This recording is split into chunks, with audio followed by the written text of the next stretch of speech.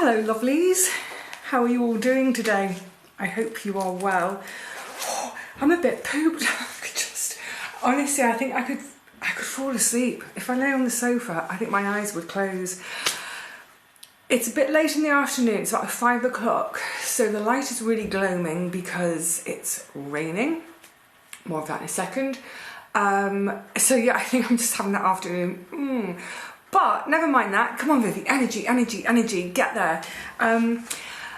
The reason I'm coming to you today, and also we're going to hear the traffic a bit more because of the wet road and because of the time of day. People are starting to come home from work. Never mind. We're not going to stay in here the whole time. The reason I'm coming to you today is because it's my 1 year anniversary of moving to Swanage. Oh my goodness. Where did that year go? Honestly, it's such a weird one because it feels like it was yesterday. It's gone so quickly. But on the other hand, it feels like I've always been here. And I think that's reflected by the fact that literally on my moving in day, I remember people saying to me sort of 2 or 3 weeks later, are you feeling settled in, etc., etc.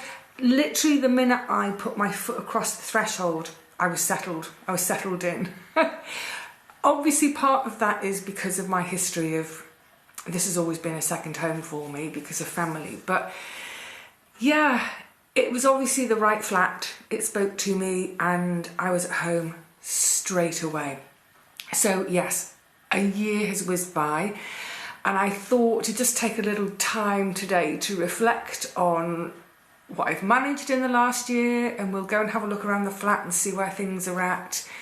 I wanted to, so one other thing before I even start, and this was a bit of a mind bender.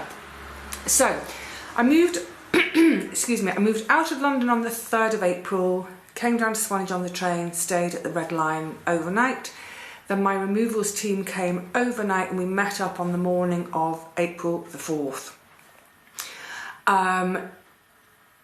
Why am I talking dates? Yes, so pretty much the whole of April was, it was getting unpacked, getting settled in. I mean, I unpacked pretty quickly, hunting for furniture, bits and pieces like that. Starting the front garden. The front garden took me all of April because I would chop down the equivalent of 2 bushels or so of that horrible plant, bring them indoors, and in the evening snip, snip, snip with my secateurs and later on with loppers as the bits got bigger. A couple of hours every night of chopping that material to compost it. Obviously some of the bigger bits didn't. You'll have seen them in the garden. But yeah, so April whizzed by, just getting my feet down, as it were. But then from May right through to December, I had guests every single month. Some months I had more than one set of guests. So May, June, July, August, September, October, November, December, 8 months. So for 8 months, I always had at least one lot of guests staying here. And I sat down, worked out that it's the equivalent, because before anyone arrived, and I'm not moaning about this, this is one of the joys of moving, is being able to entertain again. I really, really love it. But when I've got guests coming, there's a little bit of extra, like the day before they're here, I'm not working, there's extra stuff happening. I'm doing a bit of extra shopping, extra cooking, extra cleaning. And then when they go, there's extra cleaning, bedding, what have you. So it's ended up working out. It's the equivalent of about 8 weeks of this first year of living here. 8 weeks, 2 months have been taken up with having guests. Lovely. The reason I'm mentioning it is because suddenly when you take that time out of the schedule, plus the fact that I work, actually it's more than full-time hours mostly, I look back and I think, how did I get anything done? Also, in terms of time being taken up on stuff that's not doing my flat up, i.e. work, guests, what have you, I reckon it's been at least 2 days a month taken up with dealing with the building, not my flat, the building, you know, whether it's fire safety or the electrics or whatever it is. And in fact, there have been times I think it's even more than that. So again, over these 12 months, there's probably been 24 days, almost a month taken up dealing with the building. So actually, that's more like I've been here a year, but 3 months have been taken up with having the joy of visitors and having the of dealing with the building. So yeah, I'm amazed I got anything done. But do things I did. So just to mention outside stuff, because it's raining, can't take you out there. So yeah, clearing that front garden. Once the pyracantha was gone, then, I mean, there was so much rubbish out there. So I got rid of all the rubbish pretty much straight away. But then under the pyracantha, there were all these sort of slate chippings. But weeds had come through them. I don't want slate chippings, I want the soil. I want to be able to plant things. So that was a day getting all of that off, and then I cleaned all the chippings. And then underneath it was just horrible. It was like bin liners, black bin liners, which had been held in with metal, sort of like hairpins almost. Getting all of that up. So underneath the soil was really compacted and just full of weeds and junk, so much junk. So that was all dug out, and I removed as much junk as possible and just got a bit of air back into that soil, seeded it, did some planting, and by the beginning of June it was already growing. And oh my goodness, the Met post. So there were 2 old for sale signs. There was mine, that came out quite easily, but there was a really old one, and the Met post, as in, you know, the square metal post holder metal thing, and it's on a long spike. The spike's got to be 60 plus centimetres long, a couple of feet long. Trying to get that out, I had to dig it, I had to dig down, just couldn't get it out, but you know, eventually I did. And actually it was when I was digging that out that was when I made acquaintances with someone else in the area, because she stopped to chat and we had a good natter as I was huffing and puffing. But anyway, so that got the front garden sort of going. I mean, it's going to change over time, but at least it was rid of all the rubbish, rid of that awful pyracantha, and flowers grew, and I had some tomatoes out there. There was something out there to put a smile on my neighbours' faces and anyone walking down the street. So that was great. Then of course at the beginning of May, my thoughts turned to the back garden, and well, you saw how far I got with that last year. And I didn't really think, I knew I'd want to spend time out in the back garden, but I didn't really think I would have a productive garden in my first year. And it was on April the 23rd, just a spur of the moment thing, that I thought, I'm going to sow some tomato and squash and cucumber seeds. I might make a bit of space. And ended up with, what was it? I think 15 tomato plants. And I've still got a freezer. I've got tons of them in the freezer still. Yeah, I had no idea I'd be eating from my own garden, from the garden, within those first few months. So I'm really glad I got stuck in to do that work. There's still tons more to do, and I had a programme of what I wanted to, you know, to go further with things. I might have talked about this in a gardening video already, but the shade garden. And I'd planned and scheduled all of that for September and October and November. But of course, literally the beginning of, well, it's right at the end of August, the rain started, just didn't let up. But never mind, I got a huge chunk of the back garden cleared and productive as well. And staying outside, a really good job ticked off the list, getting that asbestos removed. So I knew it from my home buyer's report. I knew that I had asbestos in the shed. Well, it was presumed to be asbestos. It was highly likely that it would be asbestos. So I had a company come in, take a small part of it away to get analysed, and the Analysis came back, yes, it is asbestos.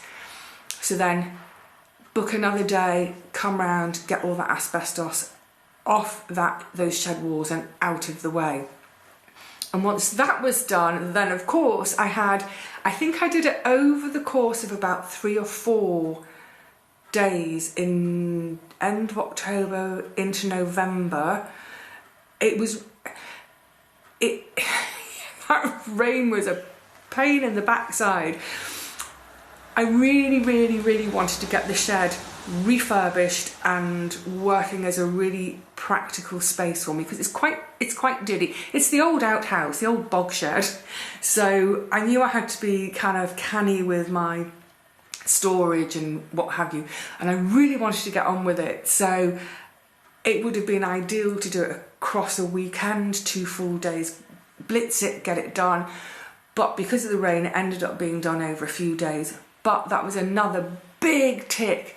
The shed is great. I love my shed. I love revealing the beautiful stone, getting off all that old mortar and there was plaster and mortar. It was just yuck and decrepit and falling. Anyway, to reveal that beautiful stone, it's gorgeous. I could live in my shed.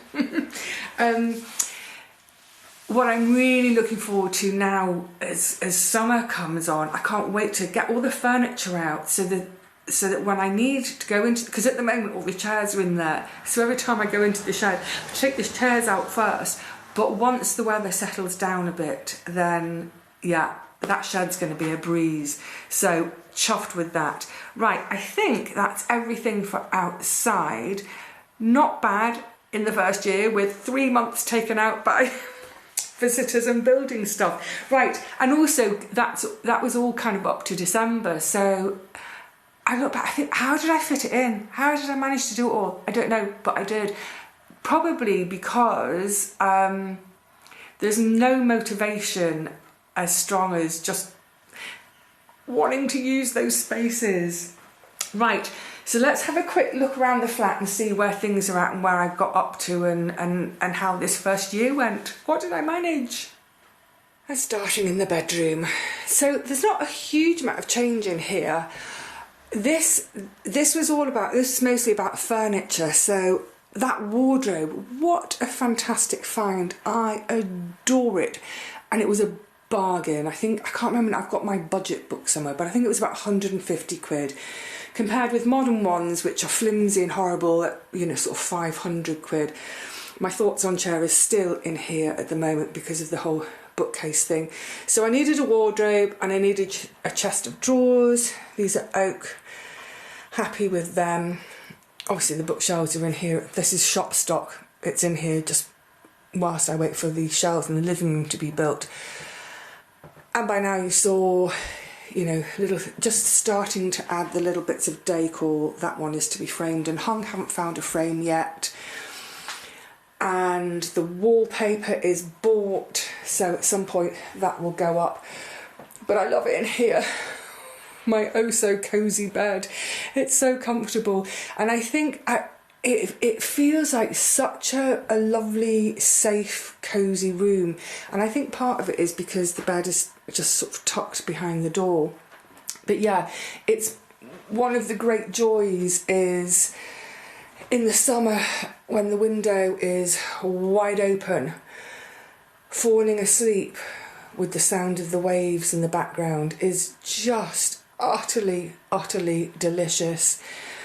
So yeah, this room, it was more about getting furniture sorted, and I'm delighted with what I found, especially that wardrobe and the wallpaper. I love the wallpaper and it's going to be gorgeous in there.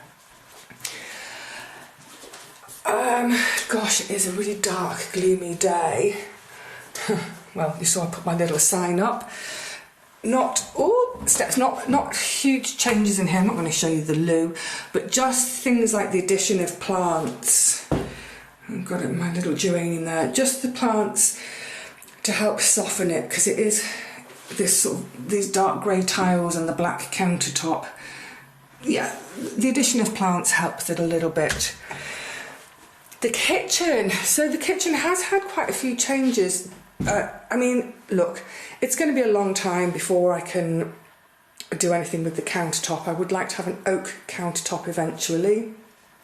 It may be that I keep these cupboards.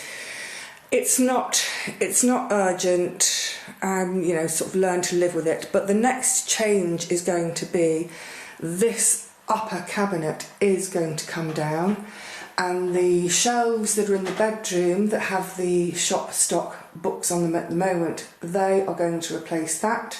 So they won't come out quite so far.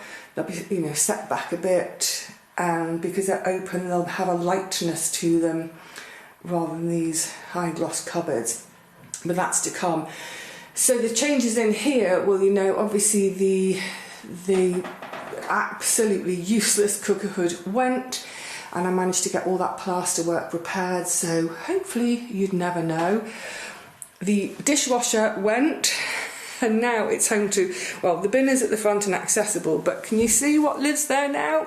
Yay! It's my instant pot. It needs a whole cupboard just to itself because it's so big. But again, this is a room which just, it felt so comfy straight away. Plants always help a little bit, don't they? The shelves, this little shelf unit, what a great find. It fits so well there. 15 quid, I do remember how much that one cost. And it's so great to have, especially say with the herbs and spices, everything is two-hand accessible for when I'm cooking. And I spend a lot of time. Oh, the electric hob. Here I am a year later. Well, yeah, I'm sort of used to it. I still, it just doesn't have the nuance of gas, but I'm not going back to gas. I'm going to stick with electric, and if at some point I can afford to change the kitchen, I'll go for an induction, because apparently folks say they're much more responsive. These, what I found is things are either boiling hard or it's a really low simmer, but I've learnt to adjust to it all. The joy of having a kitchen table again. Oh, and you know, even looking at it, I immediately think about all the different people who've sat around this table and enjoyed a meal with me. Love it. So this is still something on the outstanding list of getting a slightly larger kitchen table, but also one that doesn't have legs on the end, so that if someone's sitting on the end here, they can actually tuck their legs right under. It's a bit awkward. But, like I said, it is an absolute joy to have a kitchen table.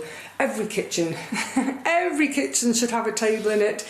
It really is the heart of the home. And, you know, literally from the minute I moved in, this little space works really hard and really well. It's all my day-to-day crockery. I was saying in a recent video how I don't really have knickknacks and ornaments. I'm not much of a one for that. But there are things out, you know, there are pretty things. Well, I think they're pretty anyway. Obviously it's not to everyone's taste.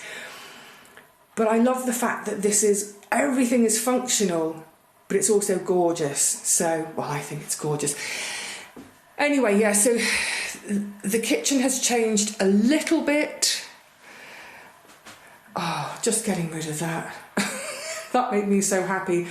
And then if you remember, quite soon after moving in, I think I'd only been here about a week, 10 days, I gave the scullery a bit of a makeover to make it a really good, practical space for me. You remember I sewed my little patchwork curtain there to hide the gubbins and the pipes.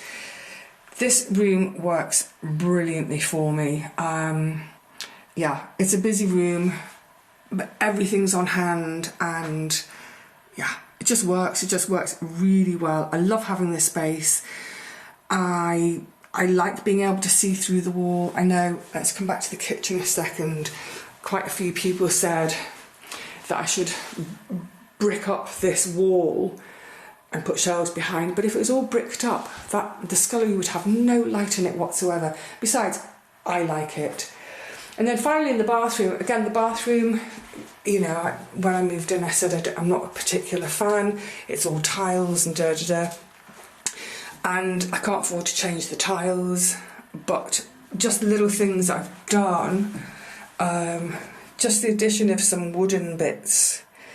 So the wooden duckboard, little wooden stool, and also this little runner on the floor.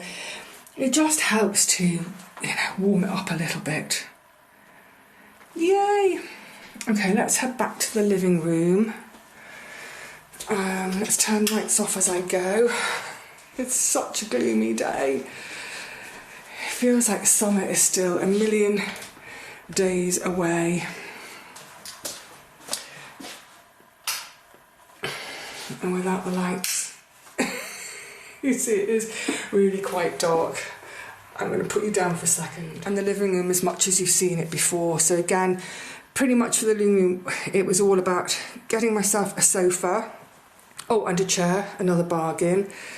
And now the exciting bit is, you see how the carpet's up and the carpet grippers. Oh, I found an old chisel I could use to get underneath to get the carpet grippers up. This one's a bit deeper, as you see from the other side. That's because it's going to have a cabinet at the bottom. Oh, celery and pepper seeds tucked up for the evening.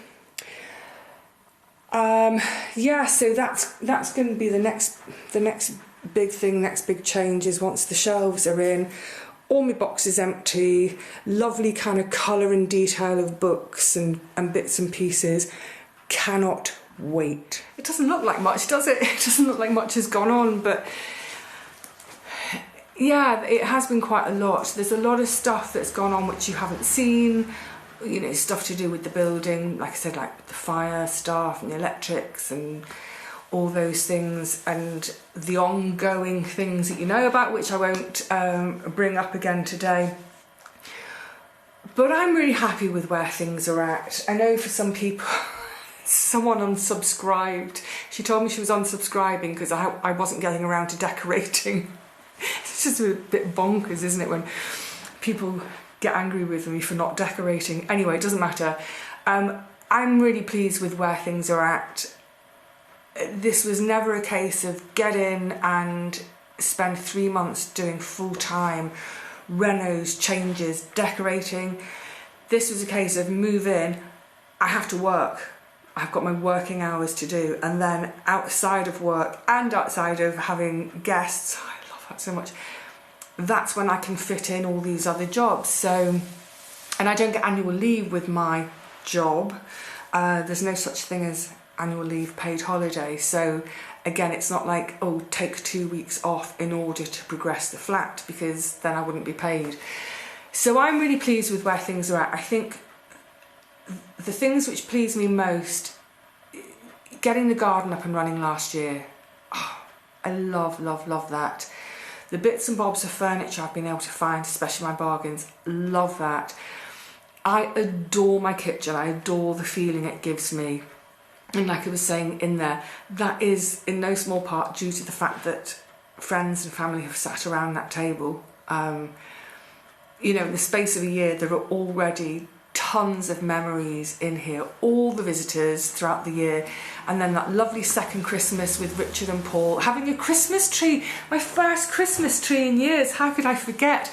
And of course next year, the bookcase, as in next Christmas, it's this year now, I'll have the bookcases in place, that will all be done.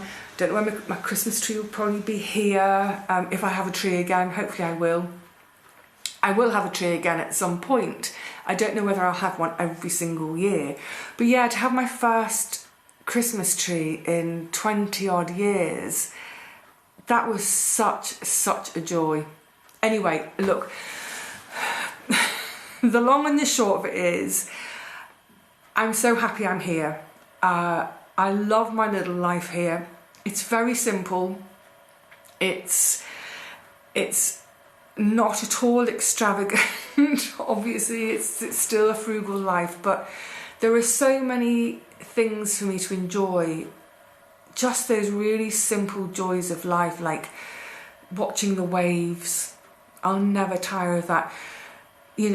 Getting out early in the morning to enjoy the fog down at the beach. In the summer, getting out in the morning before all the grockles are around and going and having a quick swim. And none of it costs me anything. Even just the simple thing of sitting in the garden, especially now I've got my beautiful Sue bench, to sit in the garden, to take half an hour off in the afternoon, sit in the garden, read a book, put the book down, just listen to the seagulls or the sparrows. None of it's costing anything. It's so simple, but it just fills me up. It just fills me completely. It's wonderful. And it's all of that gorgeousness that makes life doable against the stresses of, say, some of the building stuff and being, you know, super poor. It's okay because it's balanced by having such glorious moments pretty much every day. Anyway, so there we are. That's me after a year. Let's see how the gaff looks in another year. I really hope, my big hopes, I suppose, for in a year's time are that those two big jobs are either done or underway, the roof and the windows. Once the windows are done, then I can start decorating, and I'll love that. But in the meantime, never mind, I'll enjoy other things instead, like hopefully get the shade garden sorted, just keep spending as much time as possible in the garden, hopefully have a little bit more free time, a few days off so I can have a whole Sunday off, just take myself to the beach for the day with a book, a picnic, and a few snoozes on the beach, and a few dips, of course. Yeah, it's not a bad little life, is it? Brilliant. All right, my lovelies, thank you for hanging out with me today. I will see you all again soon. There's probably going to be quite a lot of gardening stuff in the next few videos because it's that time of year, isn't it, when it's sort of like full steam ahead with our gardens, because before we know it, we'll be ready to plant things out, so we better get somewhere ready to plant them out. And, by the way, get more seeds sown. Can't wait for all of it. I think it's a wonderful position to be in where you can't wait for tomorrow and for the next week and for the rest of your life because you're excited by it. That, I think, says everything about this move for me. All right, lovelies, I'm about to wax lyrical and get all emotional, but it's happy emotion. So I will see you again soon. Until then, please look after yourselves and enjoy your simple little moments too.